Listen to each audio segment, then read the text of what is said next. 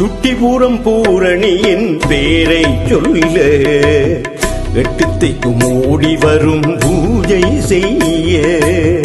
சுட்டிபுரம் பூரணியின் பேரை சொல்ல எட்டு திக்கும் ஓடி வரும் பூஜை செய்ய 10 தலமாகி வந்து பாவம் தீர்க்கும் தாயவள் பத்தினியாள் ஈழத்திலே பரணியிலும் வாழ்பவள் 10 தலமாகி வந்து பாவம் தீர்க்கும் தாயவள்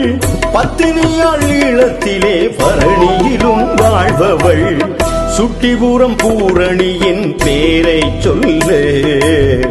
எட்டு திக்கும் ஓடி வரும் பூஜை செய்ய